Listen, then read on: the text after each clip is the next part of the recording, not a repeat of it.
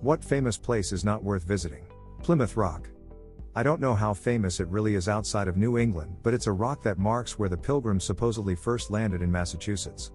It is quite literally just a medium-sized rock with 1,620 carved in it, but every elementary school teacher around Massachusetts at least hypes it up for the class field trip to see a literal rock that is not big, impressive, or really historically relevant. Driving an hour on a bus to see this was the most anticlimactic thing, and I would not particularly recommend. In third grade, a meteor crashed in the backyard of a kid's house in my neighborhood. He talked about it every day at school and said people weren't allowed to see because NASA was collecting samples. A few days later he said we could go see, but everyone had to pay $5. Me and a few friends paid him and went over his house later that day. When we got to the backyard, we saw a 3-foot deep hole that was clearly dug by a shovel. We called him out on it and he said something like, "That's where it landed, but the scientists dug around it with shovels to take samples." Worst $5 I've ever spent. I have no idea where you are nowadays, but flock you, Benji.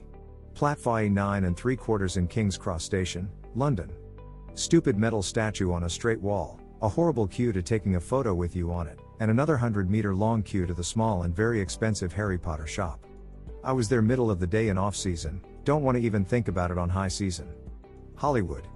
I don't mean in the colloquial sense, but rather the actual neighborhood. The neighborhood includes the Walk of Fame and the Chinese Theater. The neighborhood is sketchy, dirty, filthy, disorganized, high crime, and just plain icky, and has been that way since at least the 1950s. The absolute worst period was from the mid-1970s to the mid-1990s, but the neighborhood just sucks less today. Hell, there's a big reason that the residents of West Hollywood literally seceded from any association with the Hollywood community, and formed their own municipality in 1984. There are plenty of fun entertainment industry related things to do throughout the Los Angeles area, in Hollywood as the world understands it. Just not Hollywood proper. While the Louvre is amazing and can consume entire days of walking, don't bother fighting the crowds to see the Mona Lisa. It's tiny and has a crowd of tourists dozens deep all taking pictures. No flash photography be damned, so all you see is flash reflecting off the protective glass.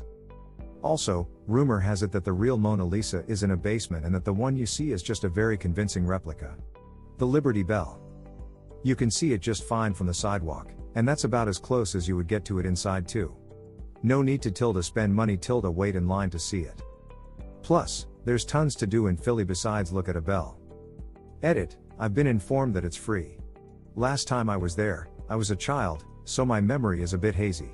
Sometimes it's not about not worth visiting and more like, only worth it at particular times. Empire State Building during the day? Lame sauce. You can see lots of cool stuff, but it's way overcrowded and you never get a really nice view outside.